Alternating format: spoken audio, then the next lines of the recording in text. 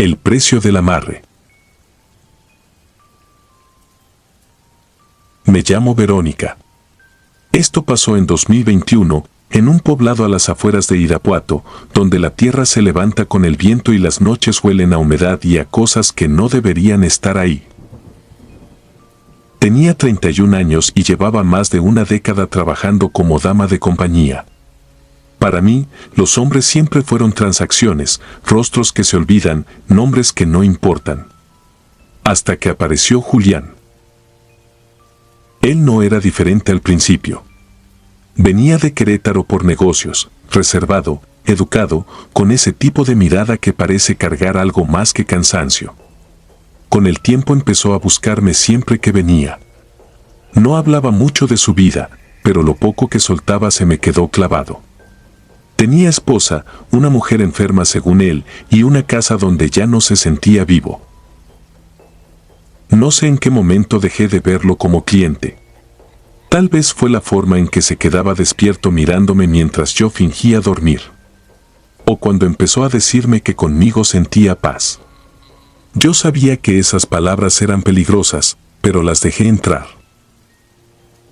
Me obsesioné. Cuando entendí que él no iba a dejar su vida por voluntad propia, busqué ayuda. No con amigos, no con consejos, sino con algo más oscuro.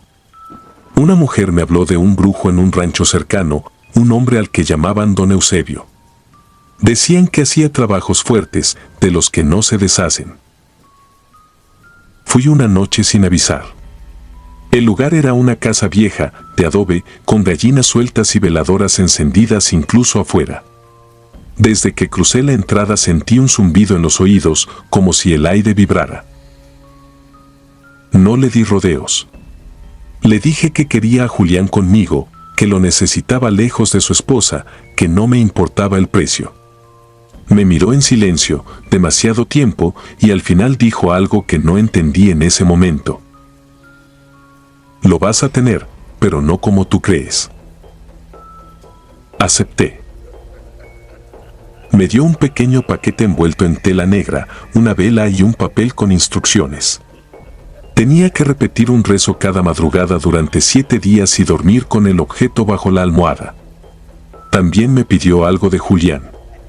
Conseguí un cabello suyo de una de las veces que se quedó conmigo. La primera semana fue normal. Pero después empezaron los cambios. Julián comenzó a escribirme a horas raras. Decía que no dormía, que sentía que alguien lo observaba en su casa. Me contó que su esposa había empezado a hablar sola, que discutían sin razón. Yo, en lugar de preocuparme, sentía que todo iba como debía. Luego vino la primera señal que no supe interpretar. Una madrugada desperté con la sensación de que alguien estaba sentado en mi cama. No me podía mover. No veía nada, pero sentía el peso hundiendo el colchón. Un aliento frío me rozó el cuello y escuché un susurro, no palabras, solo un sonido húmedo, como si algo respirara dentro de mi oído. A la mañana siguiente tenía moretones en las piernas. Aún así, seguí. Julián empezó a visitarme más seguido. Llegaba descompuesto, ojeroso, con la piel gris. Decía que en su casa se escuchaban pasos en la noche, que su esposa había despertado gritando porque vio a alguien parado junto a la cama. Los niños, me dijo, ya no querían dormir solos. Yo lo abrazaba, lo tranquilizaba, pero dentro de mí algo más crecía. Una satisfacción sucia. Decidí reforzar el trabajo. Volví con Don Eusebio. Esta vez no me recibió igual. Me dijo que lo que había empezado ya no era un simple amarre, que algo se había pegado a Julián y a mí. Le pedí que continuara. Esa noche hicimos el ritual en un terreno baldío. Había un hoyo ya cavado, un gallo negro, aguardiente y cosas que preferiría no recordar. El aire se volvió espeso, difícil de respirar. Cuando terminó, yo estaba mareada, como si me hubieran drenado por dentro. A partir de ahí, Todo se rompió. Julián dejó de contestar por 2 días. Cuando por fin lo hizo, me mandó un mensaje corto: ya no es mi casa. Fui a buscarlo. No me abrió nadie. Los vecinos dijeron que su esposa había sido internada, que los niños estaban con familiares. De Julián, nadie sabía. Esa misma noche, al regresar a mi cuarto, encontré el paquete que me había dado el brujo, abierto. Yo no lo había tocado. Adentro había tierra, un pedazo de tela y algo más. Un objeto pequeño, húmedo. Cuando lo levanté, sentí náuseas. Era un diente, todavía con restos oscuros en la raíz. Desde entonces no duermo bien. A veces despierto y escucho pasos dentro de mi cuarto. O siento que alguien se acuesta a mi lado. Una vez, en el espejo, vi una silueta detrás de mí, alta, torcida, observándome. Intenté volver con el brujo. La casa estaba abandonada. Pregunté en el pueblo. Nadie supo darme razón de él. Algunos incluso juraban que ese lugar llevaba años vacío. Lo último que supe de Julián fue una llamada, semanas después. No sonaba como él. Su voz estaba rasposa, lejana. Solo dijo: no me sacaste, me trajiste. La línea se cortó. Ahora entiendo. No lo até a mí. Abrí algo, y eso fue lo que vino por los dos. Y no se ha ido.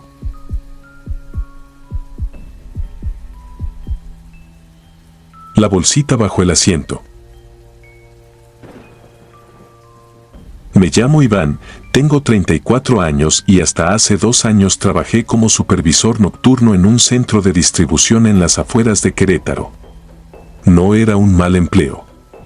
El sueldo alcanzaba, el ambiente era pesado pero soportable, y después de tanto tiempo uno aprende a encontrar cierta paz en la repetición, revisar entradas, firmar salidas, escuchar el pitido de los escáneres, ver los montacargas perderse entre pasillos interminables como insectos amarillos bajo la luz blanca del almacén.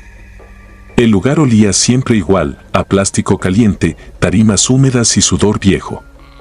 Era un olor que se te metía en la ropa y ya no se iba. Fue ahí donde conocí a Diana. Ella entró como parte del personal externo de limpieza. No llamaba la atención por escandalosa ni por coqueta, sino por lo contrario. Era reservada, joven, de esas mujeres que parecen vivir con prisa, como si siempre trajeran una preocupación encima. Tenía una forma muy seria de hacer las cosas. Casi no hablaba con nadie y, aún así, su presencia se notaba. Al principio lo nuestro fue lo normal, un saludo en el comedor, una frase corta al coincidir en los pasillos, una sonrisa cansada al final del turno. Yo llevaba meses sintiéndome solo. Mi rutina se había vuelto una línea recta entre el trabajo, mi departamento y el gimnasio. Supongo que por eso empecé a buscarla sin aceptar que la estaba buscando. Pasaba por zonas que no me tocaban revisar, me ofrecía abrirle accesos que ella podía abrir sola, encontraba cualquier pretexto para cruzar unas palabras. Diana nunca fue grosera. Si algo me confundió, fue precisamente eso, su educación. Hay quienes sonríen por interés, otros por costumbre. Ella sonreía como quien no quiere problemas. Una madrugada, cuando salíamos del turno, me animé a invitarla a cenar. No fue una escena dramática ni nada parecido. Lo dije casi en voz baja, junto a las máquinas expendedoras, mientras ella guardaba unos guantes de hule en su mochila. Me respondió con una amabilidad que dolió más que un desprecio. Me dijo que no, que prefería no salir con nadie del trabajo y que esperaba que yo lo entendiera. Le dije que sí, que no pasaba nada. Pero sí pasó. No sé explicar bien lo que me ocurrió después. No fue solo el rechazo. Fue algo más sucio, más terco. Como si desde ese momento se me hubiera metido una idea fija en la cabeza. Al principio pensé que era orgullo herido. Luego comencé a notar cosas raras en mí. Despertaba pensando en ella. Soñaba con ella incluso en escenas absurdas, domésticas, como si ya lleváramos años viviendo juntos. Me sorprendía a mí mismo imaginando su voz, su olor, el sonido de sus pasos. Era una obsesión que no se parecía a nada que hubiera sentido antes. Poco después me enteré por rumores que tenía una hija pequeña. También supe que vivía sola con la niña en una colonia hacia la salida a Celaya. Esa información, lejos de alejarme, me metió más hondo en una especie de neblina mental. Empecé a sentir algo que me daba vergüenza reconocer, una necesidad de estar cerca de ella, aunque fuera de lejos. No era deseo solamente. Era ansiedad. Si no la veía en todo el turno, me alteraba. Si me respondía con frialdad, me arruinaba el día. Si faltaba, yo me volvía irritable, incapaz de concentrarme. Ella lo notó. Comenzó a evitarme de verdad. Ya no me sostenía la mirada, ya no sonreía, ya no se quedaba sola en áreas donde yo estaba. Una vez la escuché pedirle a otra compañera que la acompañara al cuarto de suministros porque no quería ir sola. Sentí coraje, pero también una especie de desesperación que no era normal. Esa noche me vi al espejo del baño del almacén y no me reconocí del todo. Tenía ojeras, la piel grisácea, los ojos inyectados. Me estaba consumiendo. Lo peor empezó una semana después. Encontré una bolsita de tela negra debajo del asiento de mi coche. Era pequeña, amarrada con hilo rojo. Pensé que era basura o una broma de mal gusto. La abrí y adentro había tierra, cabello enredado, 3 clavos oxidados y una foto mía recortada de la credencial de la empresa. Recuerdo perfectamente el vacío que sentí en el estómago al verla. Yo no creía en brujerías. Mi madre sí, y desde niño escuché historias de amarres, trabajos, entierros y limpias, pero siempre pensé que eran cuentos de gente sugestionable. Tiré la bolsita en un contenedor fuera del trabajo y traté de seguir con mi vida. Esa misma noche soñé con una niña parada junto a mi cama. No le vi el rostro porque lo tenía cubierto con el cabello. Solo escuché que decía una frase en voz baja, una y otra vez, ya te vio, ya te vio. Me desperté empapado en sudor, con un dolor fuerte en el pecho. A la mañana siguiente, al abrir la puerta del departamento, encontré la misma bolsita negra colgada del picaporte. No quise tocarla. Bajé corriendo con el portero y le pregunté si había visto a alguien subir. Me dijo que no. Revisé las cámaras del edificio con el administrador y durante la madrugada no apareció nadie en mi piso. Nadie. A partir de ahí todo se volvió peor. Empecé a enfermarme sin explicación. Mareos, insomnio, punzadas en el estómago, una presión constante en la nuca. En el trabajo me equivocaba en cosas básicas, confundía nombres, perdía reportes, olvidaba claves que había usado durante años. Lo más perturbador, sin embargo, eran los olores. De repente, en medio del almacén, me llegaba un aroma dulzón y podrido, como flores marchitas mezcladas con drenaje. Cada vez que lo percibía, terminaba viendo a Diana a lo lejos, inmóvil, observándome. Nunca pude saber si era casualidad. Un viernes, cerca del final del turno, me armé de valor y la encaré en el estacionamiento. No fui agresivo, pero sí directo. Le pregunté si sabía algo de la bolsita, de mi foto, de todo lo que estaba pasando. Lo que vi en su cara no fue culpa, sino miedo. Miedo de verdad. Me dijo que bajara la voz. Luego, casi sin mover los labios, me confesó algo que todavía me da escalofríos recordar.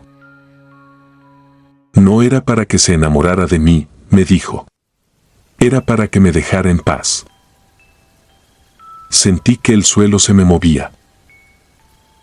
Me contó que, después de rechazarme, yo había comenzado a seguirla fuera del trabajo. Primero pensé que mentía. Luego me describió mi coche, las calles donde la había esperado, una vez que incluso me estacioné frente a la tienda donde compraba leche para su hija. Yo no recordaba nada de eso. Nada. Juré que estaba confundida, pero entonces sacó su teléfono y me mostró una foto tomada desde la ventana de su casa. Mi coche estaba ahí, estacionado frente a la banqueta, a las 2:17 de la mañana. Con la fecha de una noche que yo recordaba haber pasado dormido. Me dijo que una vecina la llevó con una señora de Santa Rosa Jáuregui que trabajaba para cortar obsesiones. Que le pidieron una fotografía mía y algo que hubiera tocado con frecuencia. Ella consiguió un gafete viejo que yo había tirado. Le dieron la bolsita y le dijeron que la pusiera donde yo la encontrara, que eso bastaría para apartarme. Pero que al parecer algo había salido mal, porque desde entonces su hija decía que un hombre se asomaba por la ventana del cuarto en las madrugadas. Un hombre con mi cara. Renuncié 3 días después. Fui con un médico, luego con un psiquiatra. Me diagnosticaron episodios disociativos provocados por estrés obsesivo. Según el especialista, pude haber hecho cosas en estados de desconexión y no recordarlas después. Quise quedarme con esa explicación porque era la menos terrible. Cambié de casa, de rutina, de ciudad. Dejé el gimnasio, dejé el turno nocturno, corté contacto con todos los del almacén. Hace 6 meses, sin embargo, recibí un mensaje de un número desconocido. Era una foto. Se veía la ventana de una habitación infantil desde el exterior, tomada de noche. Sobre el vidrio se reflejaba claramente el rostro de un hombre demacrado, ojeroso, con la mirada perdida. Era yo. La imagen venía acompañada por una sola frase. Ya no vive aquí, pero anoche volvió a pasar. Suscribirte y darle like ayuda mucho a este canal. Si ya has escuchado mi contenido antes, te ha gustado y estás disfrutando lo que escuchas en este sector, te agradeceré que presiones el botón de suscribirse. Sin más interrupciones, continuamos. El hilo en la nuca. Tenía 22 años cuando empecé a salir con Tomás, en 2018, en un barrio viejo de las afueras de Morelia donde todos se conocían y donde cualquier cosa rara duraba años convertida en chisme. Lo conocí por unos amigos de la universidad. No era especialmente guapo ni simpático, pero tenía una forma de mirarme que me hacía sentir como si ya me conociera desde antes. Al principio lo tomé como una coincidencia, como esa familiaridad absurda que a veces nace con ciertas personas. Me invitaba a caminar por la plaza, me compraba nieves, me acompañaba a tomar el camión, y durante las primeras semanas todo fue bastante normal. Lo extraño comenzó de manera tan discreta que me avergüenza reconocer que no lo noté a tiempo. Una noche, cerca de la 1 de la madrugada, desperté con la sensación de que me faltaba algo. No era tristeza ni ansiedad exactamente. Era una urgencia física, desesperante, como si me hubieran arrancado algo del pecho y solo pudiera recuperarlo viéndolo. Recuerdo haberme sentado en la cama con el corazón acelerado, mirando la pared, repitiéndome que aquello era ridículo. Aún así, tomé el celular y le marqué. Contestó al segundo timbrazo, como si hubiera estado esperándome. Me dijo que fuera. No recuerdo haber pensado demasiado. Solo me vestí y salí en silencio, procurando no despertar a mi madre.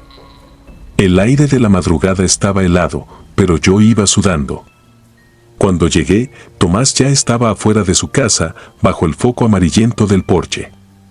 No me abrazó ni me preguntó por qué había ido. Solo me tomó de la mano y me metió. Nos sentamos en la sala, sin hacer casi nada. Hablamos poco. Yo solo quería estar ahí, respirando cerca de él, como si con eso se me fuera a pasar una enfermedad. Y se me pasó. Al día siguiente me sentí humillada. No entendía qué me había dado. Me juré no volver a hacerlo. Pero ocurrió otra vez, y luego otra, y después cada vez con menos intervalo entre un episodio y otro. A veces era a medianoche, a veces a las 3 de la mañana. El patrón era siempre el mismo, despertaba agitada, con una presión insoportable en el estómago, las manos heladas, la respiración corta y la certeza absurda de que, si no veía a Tomás en ese instante, algo horrible iba a ocurrirme. No era amor. Eso era lo más aterrador. En el día, en la escuela, en mi casa, con mis amigas, yo seguía sintiéndome yo misma. Podía pensar con claridad. Incluso empecé a sentir rechazo. Había algo en el que me incomodaba, una seguridad extraña cada vez que yo aparecía en su puerta a horas ridículas. Una noche le pregunté si no le parecía raro lo que me estaba pasando. Sonrió, me acarició el cabello y me dijo que había gente destinada a encontrarse así, sin remedio. Su manera de decirlo me revolvió el estómago. Después vinieron los olvidos. Yo sabía que iba a verlo, pero no recordaba del todo lo que pasaba mientras estaba con él. Había huecos. Fragmentos borrosos. Su sala con las luces apagadas. El tic-tac de un reloj. Un olor dulzón, espeso, parecido al de las flores marchitas. Y algo más, una sensación persistente en la nuca, como si me rozaran con un hilo frío. Mi familia empezó a sospechar. Mi madre me enfrentó una mañana después de encontrar la puerta apenas cerrada. Dijo que llevaba varias noches oyendo mis pasos. Me vio tan pálida y tan nerviosa que dejó de gritarme y llamó a mi tía Ofelia, una mujer a la que todos en la familia buscaban cuando pasaban cosas que no sabían explicar. Yo siempre me había burlado de esas ideas. Limpias, rezos, huevos, listones rojos. Me parecían supersticiones de gente desesperada. Hasta que mi tía me vio a la cara y se persignó. Me hizo sentarme en la cocina. Mientras servía unas hierbas en una olla pequeña, me preguntó si Tomás me había regalado algo de comer o de beber últimamente. Recordé un café de olla que me insistió en tomar una tarde en su casa, aunque yo ya iba de salida. Recordé también una pulsera roja que me amarró jugando, según él, para que no lo olvidara. Mi tía me tomó la muñeca, miró fijamente donde había llevado aquella pulsera y dijo, muy bajito, que eso no había sido juego. Aquella noche no me dejaron salir de mi cuarto.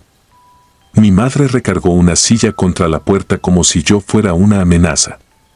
Me sentí ridícula hasta las 12:30. A esa hora empezó. Primero fue la taquicardia. Luego el ahogo. Después una desesperación tan brutal que me tiré al piso llorando, arañándome los brazos, suplicando que me dejaran ir. No era una decisión. Era una orden metida debajo de la piel.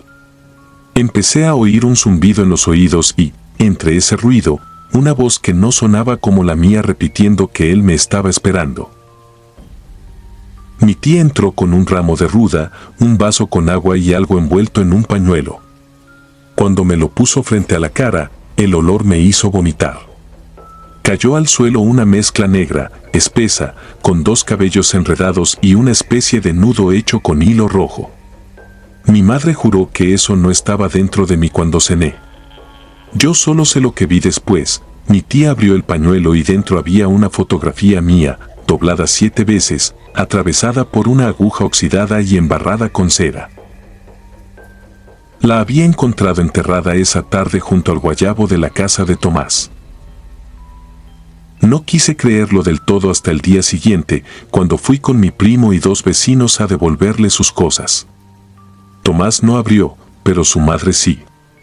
Tenía cara de no haber dormido en semanas. Al verme, se puso blanca. Nos dejó pasar sin preguntar nada. En el cuarto de su hijo, debajo de la cama, encontramos un frasco con tierra de panteón, un listón mío, 3 fotos donde yo salía de espaldas sin recordar cuándo me las tomaron y una libreta con fechas. Había marcas en los días y anotaciones sobre mis horarios, mis salidas, mis ausencias. En la última hoja solo decía, cuando se acostumbre a venir sola, ya no se va a querer ir. Tomás desapareció esa misma tarde.